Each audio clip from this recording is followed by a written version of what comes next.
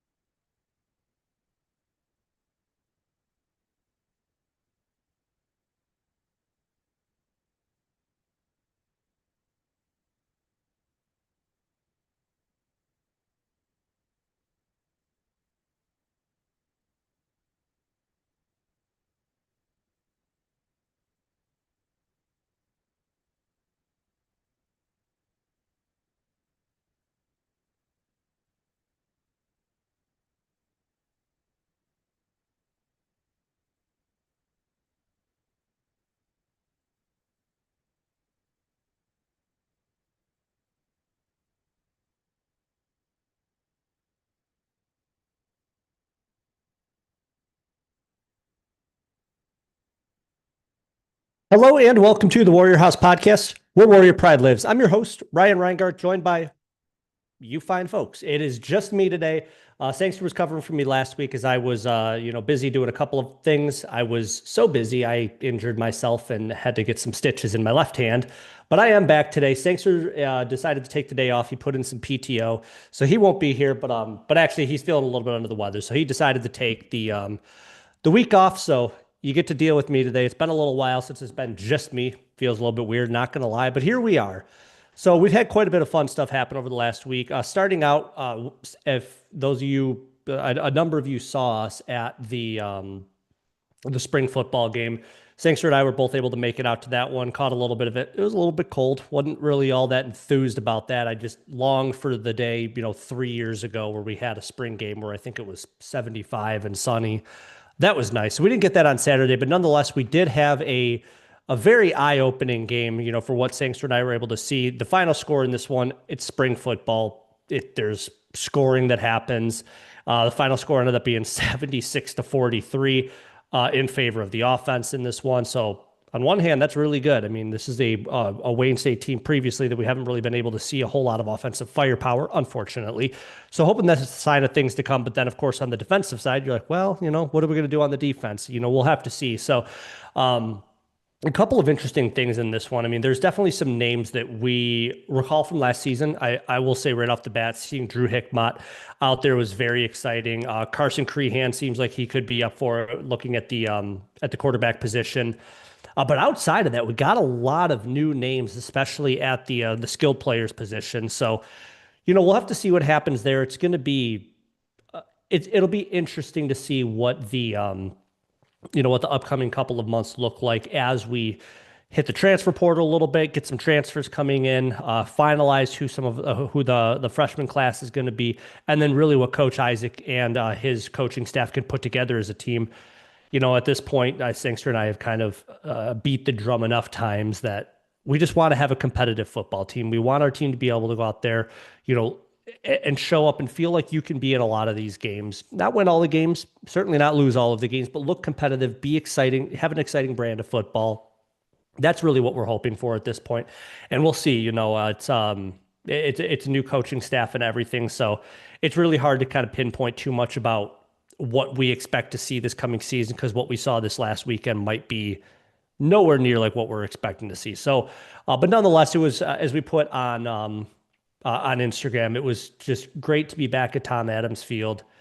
Great to see the team in action. And yeah, we still got all of summer to go until we get around to football season. But nonetheless, it was very exciting to be out there. So again, those of you that came up said hi to us. We got a lot of good words from some fans, some staff, some parents that follow us, and that's always much appreciated. I love that we can be a part of your experience if you're at Wayne State, or if one of your family members or whoever is at Wayne State and you just happen to follow along with us. If you found us on Instagram, as always, thank you for following. We do appreciate it, and we do what we do. We're here to spread the word of Wayne State athletics. So with that, let's take a trip out to Augusta, friends.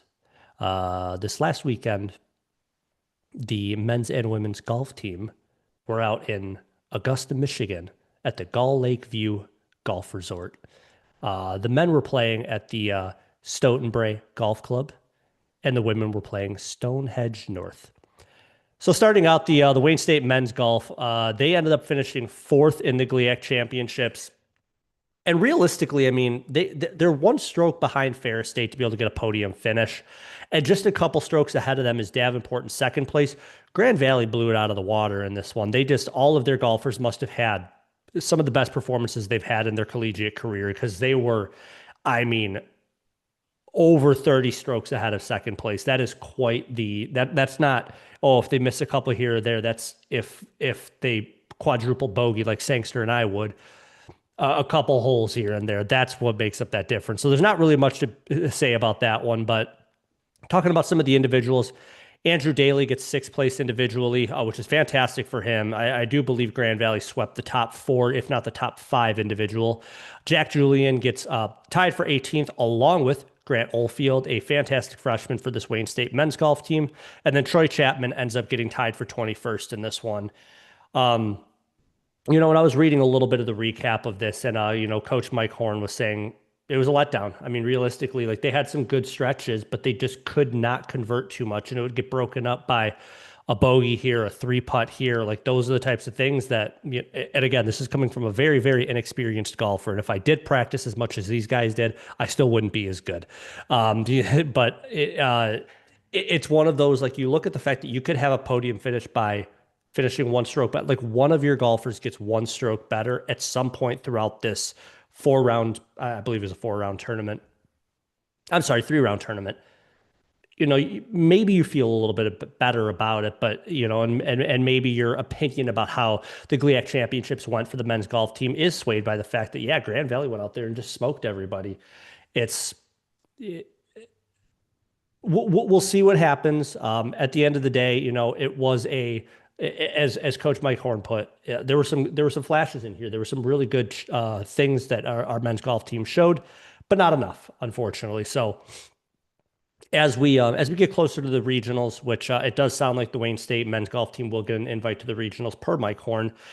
He just said he doesn't really see that they wouldn't get an invite. So we'll have to see there. I actually did not check up to see when those selections are going to come up. But when they do come out, if they haven't already, when we catch word of it, we will definitely share that out. And then over on the women's side, they were playing, again, the Stonehenge North course, and they also finished tied for fourth. And sort of similar in this one. You got Grand Valley out in first place, but only by a couple of strokes over Ferris State. A little ways behind them, Saginaw Valley in third. And then, crazy enough, Wayne State and Parkside both tied for fourth place at plus 71. And just looking at some of the scores here, I mean, they were neck and neck. Both Wayne State and Parkside were basically throughout. I mean, all of their rounds totaled up were decided by 4 strokes or less between the two of them. Which is impressive. I mean, that is neck and neck as it gets. Sonia Bayaya, who I actually did see, I believe, was on the Wayne State podcast recently, so I'll have to go and listen to that one. She's been fantastic for this women's golf team this season. Ends up in 5th place individually in the field. Amaya Gibson ends up tied for 11th. Ting Yu Kwa gets 20th, and then Clara Lafitte gets 30th place in this one. So, it's again one of those. Honestly, I didn't really look as much into the coach's comments in this one. It does feel like this is a little bit of an underperformance because, you could say it's tied for fourth, but realistically, you're one stroke away from being 5th place in GLIAC, and that's not where I'd be willing to bet that's not where this Wayne State women's golf team wanted to be. I fully acknowledge that there's a number of new names on this team, but there are also some of these golfers on this team have performed extremely well throughout the season so far. And we've come to kind of expect that from them. And there were some pretty good performances in this one, but just not enough to really put this team really within striking distance of the top 3. And I think that should be, to me, the expectation at the very least is to be a podium finish, be in the top 3 of the GLIAC. That feels like where this Wayne State, either golf team really should be. A note that I did see in this one is Sonia Bayaya actually bested her team low for 54 holes, which was 229. She bested that by 7 strokes. So While the team performance as a whole isn't what we had hoped, individually, that's a pretty good thing to be able to see that at the really high stage that you get when it comes to GLIAC championships, she's performing as well as she did. So fantastic stuff there. And I do see that the selection show, I believe, at least for the women, maybe the men's as well, will be on Sunday.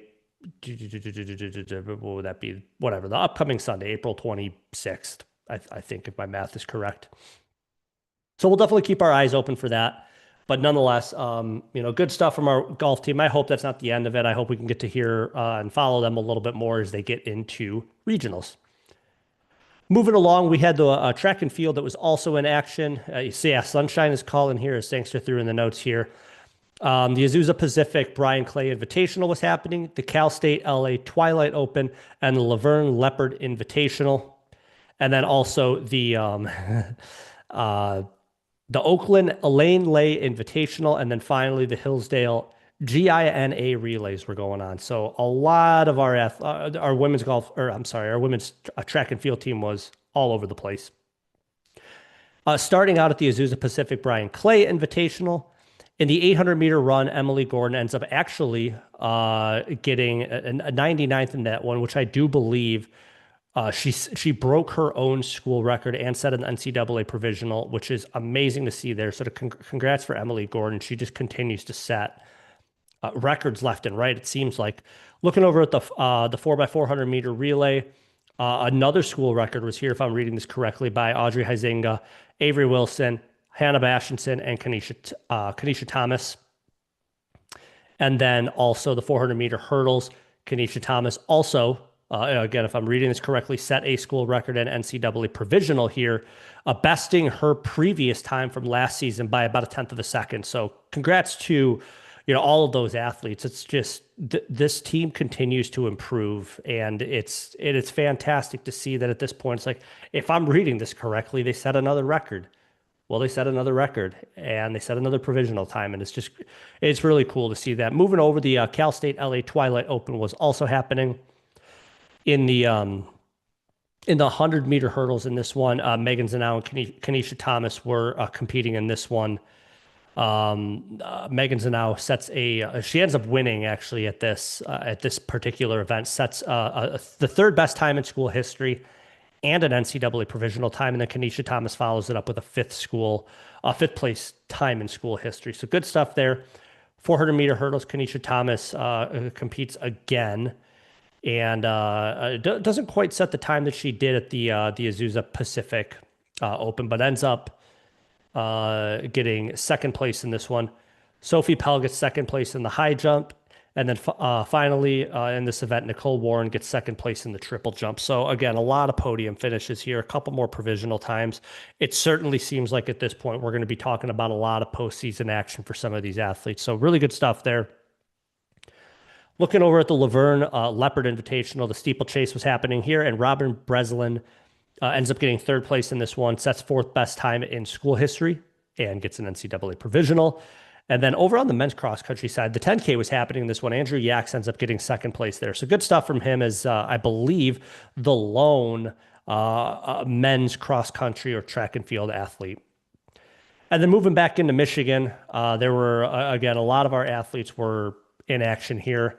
Long jump, Annabelle Smith competes here, gets second place. In the javelin, Ella McCarthy and Peyton Hansen get first and second place respectively. Again, that was in the javelin. Good for them. Gracie Klink in the high jump, she gets second place. And then finally, Michaela Stewart gets third place in the shot put. And then last but not least, over in Hillsdale, Michigan, the GINA relays, I suppose, Sarah Greb gets first place in the 10K Open. So that was a mouthful. There was a ton of events going on this last week. And on one hand, it's very cool to see that this team gets to go out to different parts of the country to compete with, again, athletes that they probably don't get to see on a regular basis, teams that they don't see on a regular basis, but still to be able to go out and do some of these, set some of these times that they have, set school best, personal best, provisional times, whatever it is. That is always fantastic to see. So really good stuff from our women's track and field team. I do not believe, and I will be talking about them here in the second half of this episode. So, but before we get there, we definitely have quite a few more sports to talk about here. The men's tennis team was also in action. They were out on the west side of the state taking on some pretty good teams as it pertains to GLIAC men's tennis action. First on Friday, they were taking on Grand Valley, and Grand Valley ends up winning that one by a final score of 5-2. Grand Valley starts it out by getting the doubles point, and then Benjamin Hill and Harry Forsyth were the lone singles wins. Thomas Mathis was close in this one, and if I can get the box score pulled up really quick, because unfortunately I didn't have that pulled up. This is where I'm able to look over Sangster's way and say, Sangster, are you able to pull this up really quick? But really quick, kind of looking at the doubles point here. This one was close to going Wayne State's way. I mean, you look at the doubles point. One of the ones that Grand Valley won ended up going to double points. Into extra points. If that goes Wayne State's way, they get the win in that one. And then as the notes here say about Thomas Mathis, yeah, he was very, very close. He dropped 2 sets in there, but both of them went to extra points as well. So, it's another one of those that, yeah, you don't feel good about a 5-2 loss, but when you kind of dig into the scores a little bit, you feel like this team has a little bit more of a chance here. Maybe to the point that if we play them over here at Wayne State as opposed to out to Grand Valley, maybe we're able to best them. So we'll see what happens there, but definitely a bummer to start out there. And then looking over at the men's tennis on Saturday, taking on Ferris State. Ferris State ends up winning that one by a final score of 4-3. Wayne State was able to get the doubles point, which is a fantastic way to start out. And then Louis Klaus and Thomas Wasner are the only ones that are able to get the singles events here. So that nets Wayne State 3 points. And then digging into the some of these singles events, I mean, a similar story here. I mean, Thomas Mathis, he took it to 3 sets, and one of those sets goes into very, very much extra points, and same with Benjamin Hill. So this is another one of those, like, the bummer about this weekend is it definitely feels like Wayne State should have been able to get one of these. It's hard to go out and take on 2 high quality opponents back to back and come back with 0 wins. It's hard to go out there and win. It's hard to win in the GLIAC. I mean, this is top of D2 in most sports. I mean, there's certainly something to be said about the Florida D2 tennis teams, but at the end of the day, I mean, this GLIAC is very competitive, and you certainly hope that at any given weekend you're going to at least get one of your 2 match wins, and it doesn't happen here for Wayne State. But there is a big event coming up this weekend, and we're going to see how serious this Wayne State men's tennis team is as we get into that. But before that, the Wayne State women's tennis team was also in action. They were also taking on Grand Valley. Grand Valley wins that one by a final score to 6-1. Martina Spikovska is the only one to be able to get the win in this one. Looking into it, Grand Valley, of course, gets the doubles points for that matter, but, Malika Arafat and Shantala end up taking it to extra points and get pretty close to being the reason that Wayne State was able to get the doubles point. It doesn't end up happening here. But when I look at the box score here, I look at a lot of these that go into the 3rd set that Grand Valley was able to win. I feel like a broken record sometimes talking about tennis that, yeah, 6-1 feels bad. At the end of the day, it's a loss. But there were a lot of good things that happened here, and we weren't far off from being able to make this very competitive. At the very least, maybe a 4-3 match doesn't end up happening, though. So the women's tennis team drops that one. And then finally on Saturday, taking on Ferris State as well. Ferris State wins this one by a final score of 5-2. Martina Spikovska and Selena Kayakent were the singles events winners. So first of all, shout out Martina Spikovska. That is fantastic, as generally the number 2 in our single slots. She's taking on some pretty high quality opponents, and she was able to sweep the weekend. So shout out Martina Spikovska for that. And then, yeah, looking at the rest of the singles events here, this one kind of went Ferris State's way. It certainly seems like at some point, we either just kind of got worn down a little bit. I don't know if the team got in their own head. I'd like to think that they didn't. These are veterans at this point. But this one just straight up goes Ferris State's way. So again, definitely a bummer of a weekend where we're talking about, both of our tennis teams dropping both of these, high quality matches against high quality opponents. But nonetheless, it is still a over weekend, if you will. So hoping the tune on that changes here as I talk about the GLIAC championships here in the second half.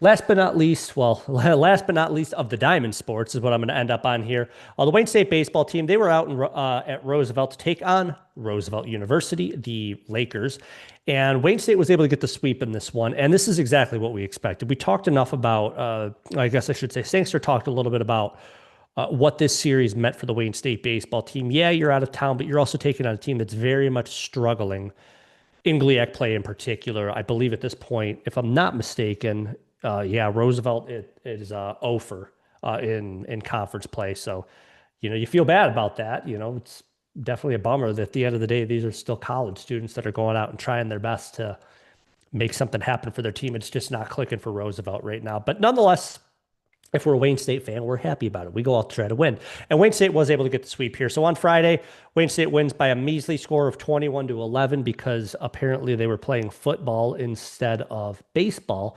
But yeah, I mean, a 21-11, that includes a 13-run second inning for Wayne State. I mean, you do that. There's really not much looking back after that, though. Roosevelt did make it interesting by putting up 4 runs there in the first inning. And, at the end of the day, they still put up 11 runs. So, they had something to show for it. They were probably feeling pretty good about their offense at that point. Probably not their pitching and defense so much. You give up 21 runs, you're feeling maybe a little bit down on yourself. Just loaded up batting sheet, though, as you can imagine. That's how you get 21 runs. You get 3 home runs in here, a triple, and a number of doubles in this one. Lots of extra base hits. Looks like the Roosevelt pitching staff was just beaming our players. It looks like I got about 5 hit by pitches in this one. And then shout out Alfredo Velasquez in this one for getting a home run and a triple in this one. So good stuff there. Moving along to Saturday's doubleheader, Wayne State was able to win the game 1 by a final score of 11-6 and game 2 by a final score of 6-1. Boy, doesn't that sound boring after a 21-run game. But over on that first game, you look at a name like Brady Blakita, ends up getting a double and a home run in this one. Ty Garza, really good stuff here for him. Gets a stolen base in this one. And then looking at the pitching staff, just to talk about them for a minute here. They gave up some hits in this one, no doubt, giving up a total of 13 hits on 3 earned runs, a couple of strikeouts here and there. And, that's really all you needed to do in this one. But yeah, the bats definitely showed up here. We gave Roosevelt a little bit of room to be able to hit the ball, and they took advantage of it. But Wayne State wins that one. And then in the nightcap, if you will, Wayne State wins by a final score of 6-1, as I mentioned. 0-2 Chinardi in this one gets a double and a triple. Tony Hatzigiorgio gets in on the some of the good batting action as well. And then looking at the pitching staff in this one, Keegan Pulford Thorpe goes a little over 7 innings in this one. Nets 10 strikeouts, so I would almost call that a double-double, but this is not basketball. Only walks 2 and only gives up 5 hits, so that's a really good thing to see when you get to this point. And, as I mentioned, there was a lot of runs scored in those first 2 games of the series. You hope at some point you get a good pitching performance so you don't have to dig too deep into your bullpen. And that was able to happen here. So shout out Keegan in this one. I do believe that he was a very, very big part of Wayne State being able to get the win in this one. And then finally on Sunday, Wayne State closes out the sweep with a 12-6 win. Familiar names here at this point, but a number of home runs here. Drew Hill, 0-2 Chinardi, and Nick Sandia all get a home run. Brady Blakita, Ty Garza, and Braden Crow all get doubles in this one. And then looking on the pitching side of things, Gabe Nazelli goes 5 innings, only gives up 4 runs. And, that's really all she wrote. It's a team that you felt like you should be able to go out there and beat. And, there's something to be said about going out and sweeping a team, getting 4 straight wins. It's not the easiest thing in the world to do, but when you can go out and do it, especially on the opponent's field, you feel pretty good about that. So shout out the Wayne State baseball team. Love seeing a GLIAC weekend sweep regardless of who it's over. It certainly helps the GLIAC standings, which I will be talking about in the second half here. Before that, really quick though, on Tuesday, April 21st, the Wayne State baseball team was in action to take on Hillsdale, and this was actually a home game. And Wayne State wins this one by a final score of 13-8. And this is one that Wayne State had to pull out a little bit late. And I'm talking the 6th, 7th, and 8th inning, they were able to put up 12 runs. So really, it was quiet for basically the first 2/3 of this game for the Wayne State baseball team. And the big one in this one, a Ty Garza home run really kind of opened up the offense for this Wayne State team. And this is one of those that Wayne State unloaded the bullpen. I mean, we had 7 pitchers going in this one, and this is a good opportunity for that. I mean, you still want to go out there, put your best players out there, put yourself in a position to win games, but you also want to give, guys some playing action. And this happened to be one of those where it wasn't a conference game. So, yeah, there's something to be said about regional action, but there's a lot more to be said when it comes to conference play. I am a firm believer that you're going to get a lot farther when it comes to how well do you perform in your conference. And in a game like this where you get, TJ McAllister, Coy Plummer, Oscar Pace, some names that we don't talk about as much out on the what do they call it? The hump, the lump. I can't remember the mound, whatever. Pitching. How about I just say that? And that's just really, really good to see for sure. And that, of course, a lot of the same names over on the batting side of things. So, since the last time you guys have heard from Sangster, Wayne State the baseball team won 5 straight games, and that is all you can ask for. So again, shout out Wayne State baseball, a lot of good wins there, some good stuff. Lots to talk about here in the second half for them. Finally, last but not least, the Wayne State softball team was also in action. They were taking on Ferris State, and this was a home series. Wayne State ends up winning that first one by a final score of 1-0. A very, very boring offensive game, but a fantastic pitching game. And you throw Sydney Long out there for 7 innings, only gives up 4 hits. That's what you hope. When you throw her out there, you hope that you have a very good performance from her, and you hope that your offense can show up a little bit. I'm sure everybody hopes that there would be more than one run in this one, but nonetheless, you get what you can get, and you hope that it's enough. You learn from it, and you hope you end up doing a little bit better the next time we're out there. And then in game 2 of that one, I'm sorry, I'm talking about Davenport. My bad. In game 2 of Davenport, so Wayne State wins game 1 over Davenport, 1-0. And then in game number 2, Davenport wins by a final score of 5-2 in that one. And in this one, we send out Kyra Shattuck. And, really, Wayne State was only able to put together 3 hits in this one. It's going to be honest, it's hard to score a lot of runs. I mean, unless you're getting a lot of walks in this one, which to Wayne State's credit, they were very patient at the plate, able to get 9 walks in this one. So they were able to get on the base, and it was just enough. The 3 hits is able to get you 2 runs, but 2 runs is, a tall order for your defense and your pitching to go out there and say, hold this team to less than that. And it doesn't end up happening in that one. So definitely a bummer. And I do recall why we got ourselves a little bit out of order, because the home doubleheader against Ferris State was supposed to happen on Saturday. And it ended up getting moved. I want to say it had to do something with weather, just because, either Ferris State was playing somewhere else that was experiencing weather, or there was weather in the area. It did end up raining a little bit on Saturday, not for too long during the spring football game. But so the doubleheader against Ferris State actually ended up getting moved to Monday, the 20th. So in game 1 of that one, Ferris State ends up winning that one by a final score of 6-1. And, in this one, you throw Sydney Long out there again. Doesn't have as much luck going against. Definitely a higher, quality opponent than this one. Gives up 9 hits in this one. And yeah, from the batting perspective, 7 hits for Wayne State in this one. No walks. So, while the bats were showing up, we were able to get some hits in that one. We were able to get on base.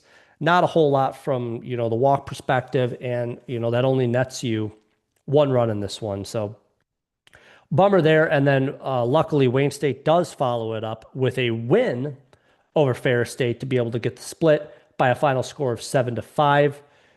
Really, really, really different story in this one. I mean, definitely more hits for this team. 3 walks in this one.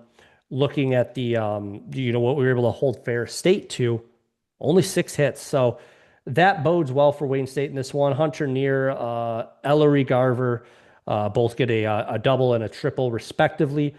A number of hit by pitches in this one. Hunter Neer takes one, Kate DeWitt and Maureen McCullough. And then, just, it's kind of really what that one comes down to. It was definitely one of those that, I think I had a quote that Sangster. Well, I did have a quote, and I know that Sangster quoted it because I listened to last week's episode, talking about is this going to was this going to be the weekend that Wayne State was able to sweep one of these series and split the other? And that didn't end up happening. Now, I'll talk about here in the second half what that means for GLIAC standings. For those who listened last week, you probably know what that means. Or if you follow along closely to the GLIAC softball standings, you probably know what that means. Definitely not the weekend that I personally had hoped for. And again, I don't want to speak on behalf of the team. I'm sure they had got hoped to at least sweep one of these as well. Of course, they want to go out there and win every game because they're athletes and they're competitive and they want the best for the team and they want to go put their best foot forward. And I'm sure they did in a lot of these cases, but um, it doesn't end up happening this weekend. So, but nonetheless, definitely not doom and gloom by any means for softball. It just means that we still have a little bit of work to do. But before we get to that point, I don't have any stats on this one because these games just finished up very recently. But the Wayne State softball team was down in Tiffin, Ohio. Amazing city. If you ever get the chance to visit, definitely do. It is a great place to go to. Um, but Wayne State, the softball team was taking on Tiffin, and Tiffin swept us today by a final score of 7-1 and 5-1. And that does feel like doom and gloom. It's not, but it does feel like it. At the end of a hard GLIAC extended weekend series, if you will, to then have to make a road trip to go down to play a team, and realistically, that score doesn't make you feel very good. But on the other hand, maybe this is another one of those situations. I haven't seen the box score posted yet. Maybe this is another one of those situations where we're just trying to get playing time for maybe some of our players that don't get out there as often, run some of our pitchers a little bit longer than they maybe. I don't know exactly how that all works out. So, unfortunately, I don't have too much of a deep dive into that one. But nonetheless, a doubleheader win for the Tiffin Dragons over our Wayne State softball team. So that's what we had over the last week. Quite a bit. I know Sangster mentioned last week that usually when it's just one of us, things tend to go a little bit faster. I feel like I've been sitting here talking for 45 minutes about what's happened over the last week, but there was a lot. And so, definitely less coming up over the next week. So I'm going to take a quick break. I'm going to get a drink of water, and I will be right back.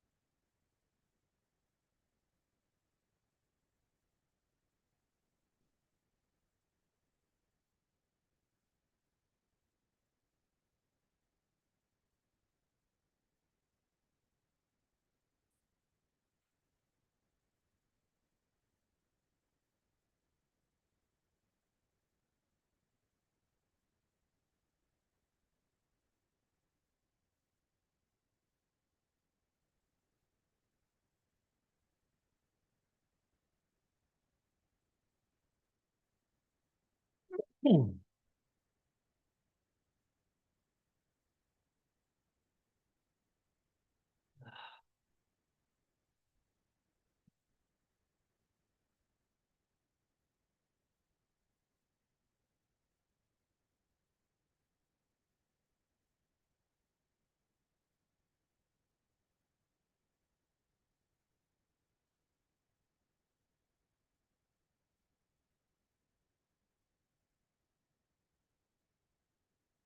And I'm back. So starting out, we are very, very much approaching postseason for a lot of sports, and we are at postseason for one sport. Well, I guess technically two sports. So we're going to start out. We're going to talk about some tennis. The GLIAC Championship is happening, or as we call it, the GLIAction, is happening up in Midland, and this is going to be happening April 23rd until April 25th. Again, if my math is correct. Let's start out. We're going to talk about the Wayne State women's tennis team. The Wayne State women's tennis team finished the regular season with a 6-6 overall record, 4-3 in conference play, and it is time for the GLIAC tournament. So, looking at the GLIAC tournament, the way that it works out, the top six teams make it into the tournament. The top two teams get a bye. Wayne State comes in as the number 4 seed. Again, probably not where they wanted to be, but nonetheless, we're into postseason. They're in. Who knows what happens from here? They get to start out and take on Michigan Tech, who comes in with an overall record of 10-7 and 3-4 in conference play, and Michigan Tech is the 5 seed. So based on what we're seeing from this bracket, we're not going to go too far ahead because, well, one, there's no telling how far this Wayne State women's tennis team is going to go. But for the sake of the next time we talk, the tournament's going to be over. The winner of Wayne State versus Michigan Tech would go on to play Grand Valley. And on the bottom half of that bracket, the winner of Davenport and Saginaw Valley go on to take on Ferris State. So that's the way that that bracket works out. So that's what we got coming up over on the women's tennis side. And then looking at the Wayne State men's tennis side, they are 11-9 overall, 4-2 in conference play to close out the season. And they will be taking on Roosevelt in the GLIAC tournament. And again, I would be pretty confident in saying this men's tennis team, I feel like probably wanted to be in the top 2 seeds. Of course, they wanted to have the number 1 overall seed, but if you're the coaches or somebody associated with the team, I'm sure you were hoping for that bye, give yourself that one match break, and then take on whoever is good enough to come on and play you. So the Wayne State men's tennis team again, 11-9 overall, 4-2. They take on Roosevelt, who's 5-11 overall, 1-5 in conference play. Wayne State comes in as the 3 seed. Roosevelt is the 6 seed. And again, for the sake of the next time that we talk, this tournament will be over. The winner of Wayne State Roosevelt takes on Grand Valley. And then the winner of Purdue Northwest and Davenport takes on Ferris State. So it sounds a little bit eerily similar as the women's side of things, but very excited to see what happens here. It's I was thinking about, because at the time of recording, the Detroit Pistons are on right now in game 2 of the first round of the NBA playoffs. There's something to be said about, and well, I'm not the first one to bring this up, but having basically like the play-in game, if you will. Like if you're the Orlando Magic, for instance, who the Detroit Pistons are playing right now, they had some play-in games, so they have had game action very recently, much more recently than the number 1 overall seed Pistons. So, I do feel like there's something to be said about having that warm up action and not, you just kind of get into that feeling of we're in this game. Tomorrow, if we win this one, we go on and play tomorrow, and we get to play a team that hasn't played anybody in a week, or whatever the case is. There is something to be said about that. So, while yes, I would love for this, for both of our teams to be able to have that bye, there is also potential to say that this might actually work out in their favor. We'll have to see how it all shakes out. But definitely, I do not suspect that, regardless of what happens in this GLIAC championships, hoping that we're at least talking about these two teams in the semifinals at the very least. That would be nice to see. I hope that this isn't the last that we hear from these two teams. I hope we get to follow them a little bit beyond GLIAC championships. But we'll have to see how that all shakes out. So good luck to our teams as they head up to Midland. Really quickly over here on the women's track and field side, on Friday and Saturday this week, they'll be heading over to Hillsdale for the Hillsdale tune-up. And this really is the last chance before this team also heads to GLIAC championships. And that'll be GLIAC Championships. We'll be talking about, kind of sort of next week. But the next time that we're recording, we're going to be in the middle of championships there. But again, this Hillsdale tune-up is going to be happening on the 24th and 25th. So this coming weekend. So good luck to our track and field team there. And then believe it or not, we only have two sports to talk about at this point. And it is starting out with the Wayne State baseball team. Our Wayne State baseball team is 31-9 overall, 14-6 in conference play. By the NCBWA, they have Wayne State at number 14 in the country right now. So yeah, you heard it here. If you haven't heard it anywhere else, then you heard it here first. We have a top 25 ranked baseball team in the country. If you didn't know that, you're welcome for bringing you that great news. The last GLIAC series of the season is among us. The last home series of the season is also among us. And this Wayne State baseball team will be at home at Harwell Field, taking on Purdue Northwest.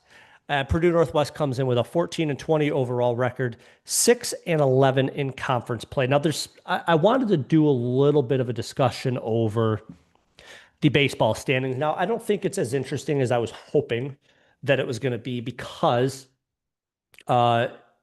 basically in the top half of the GLIAC standings, Wayne State has played 4 more games than everybody else, just by virtue of how the schedule works out. They've played a lot more games at this point than, currently the number one in the standings, Grand Valley. So what I was hoping to see was some sort of glimmer of hope that maybe we could be talking about a first place Wayne State baseball team next week.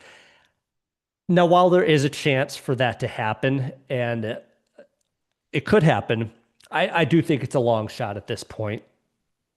What's not a long shot, though, is the fact that Davenport is right behind us in third place, and they're kind of breathing down our necks because, again, we've played 4 more games than them. They could go out there and put up over these last 8 games that they have, win a good amount of them, and just sneak that number 2 seed from us. I hope that doesn't happen. But so there is some interesting thing. It's just not, as positive as excitement as I was hoping to see, if you will. But that being said, again, when we're looking at the GLIAC baseball standings, Grand Valley in first place, Wayne State in second, Davenport in third, Parkside in fourth, Saginaw Valley in fifth, Purdue Northwest in sixth, then in Roosevelt all the way in last place there. And Davenport and Grand Valley are taking on each other. So you kind of hope they maybe beat each other up a little bit. Maybe Davenport can get 3 wins there, kind of pull Grand Valley in a little bit. I don't know. I don't know what I'm hoping for. But what I am hoping for is another sweep by this Wayne State baseball team. And again, as they take on Purdue Northwest, coming in with a 14-20 overall record and 6-11 in conference play. This is definitely one of those that I'll just be honest. Purdue Northwest doesn't have really a ton. I don't think they have a ton to gain or lose based on what I'm seeing on the standings. That doesn't mean they're going to show up and say, whatever, we're going to put the baseball glove on the wrong hand and have a little fun here. I don't think that's what's going to happen. And I also don't suspect that this Wayne State baseball team is going to do that. Both of these teams are going to go out there and be competitive and try to win these 4 games that we have coming up here. And, at the end of this weekend, by the next time that Sangster and I are talking, I'm hoping that, we're talking about another sweep, and the fact that this Wayne State baseball team is finishing off on a very good note to close out this season. And then really quickly, just for what it's worth, when I'm talking about Grand Valley, they have a series this weekend, and I guess no, they actually don't have a series this weekend. They have a series kind of sort of over the weekend. They have some funky scheduling. I don't get it. That looks like maybe they have a makeup game somewhere in there. But so next time we talk, they'll still have some action. So we won't really know what the true final standings are going to be until probably about 2 episodes from now. But nonetheless, we will absolutely be talking about it because before you know it, we will be in the midst of GLIAC postseason for baseball. So good luck to our Wayne State baseball team. And then last but not least, never the least here, is our Wayne State softball team coming in with a 16-26 overall record, 8-12 in conference play, and they got a couple double headers this weekend as well. Starting out, they get to take on Purdue Northwest, comes in with a 23-19 overall record, 9-9 in conference play. Keep that number in your mind. And then Grand Valley also comes to town with a 22-20 overall record, 12-8 in conference play. You can keep that number in mind if you want, but that's not the one that I'm necessarily wanting to focus on here. Looking over at the softball standings, Saginaw Valley is just far and away ahead of everybody else at this point. A little bit closer here in second and third place, you got Ferris State and Grand Valley. Following it up there, you kind of have a mushed together group of Purdue Northwest, Parkside, Wayne State, and Davenport, and then Roosevelt there in eighth place. So the reason I wanted to say keep that number in mind with the Purdue Northwest is because we're not far behind them when you talk about the actual standings, and we're certainly not far behind Parkside at this point. And we do have the benefit this weekend of having some home games. So that does bode well for Wayne State as we get to take on some definitely opponents that are ahead of us in the standings, but we get the friendly confines of Gary Bryce Field. So yeah, I mean, really looking at that matchup against Purdue Northwest, this Wayne State team could get themselves up to 10 and 12 and be looking at Purdue Northwest getting down to 9 and 11 in conference play. That gets them very, very close in the standing. So there's a lot to gain there. And again, Parkside is smack dab in the middle of those two teams. So we don't get to play them. And I guess just for what it's worth, since I'm kind of over here talking by myself and just riffing, if you will, the Parkside gets to take on Ferris State and Davenport this weekend. So Ferris State's definitely a tough opponent there. So Parkside's got their work cut out for them. So we'll have to see what happens with them. Not really anything that Wayne State can do about that, but there's a lot that Ryan can talk about that, and I will. So that's what's going on over there. And then again, Grand Valley comes to town 22 and 20 overall, 12 and 8 in conference play. They're a little out of reach at this point, if my math serves me correctly. So we're not really at this point looking for a top 3 seed in the GLIAC standings, but there is potential that we're looking at the top half of the field. I mean, if this team is able to, knock on wood, I don't want to jinx them too much, but I am, a Wayne State fan and a person who gets to talk on a podcast that covers Wayne State athletics. We're hoping for 4 straight wins this weekend. And if we can do that, there's a very good potential that we're talking about a top 4 seeded Wayne State softball team. I would love to be talking about that next week when Sangster is back. It is a tall order. This softball team has been, realistically, and I'm not going to sugarcoat it, a little bit up and down, just when you want them to be able to go out and perform and get a sweep here, get a split here, it doesn't quite work out. So they haven't really been able to make as much happen as we would all like to see. But nonetheless, that's not to take away anything that they've been doing this season, and that's not to diminish the opportunity that they have ahead of them. So again, Wayne State softball in action. If you're a Wayne State student and you want to get out to some athletics events, this is a fantastic opportunity. Softball is very exciting. Baseball is going to be in town. So if you really want to, at some point, you can go back and forth between baseball and softball, watch both of them if you really want to.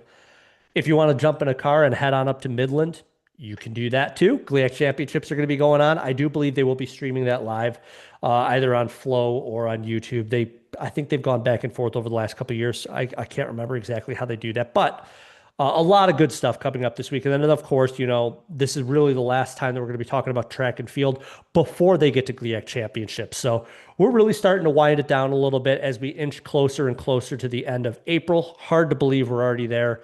The season's really winding down. So with that, again, good luck to all of our teams. Go out there, perform very well, represent Wayne State University the best you can. And I appreciate everybody tuning in on episode 130 of the Warrior House podcast.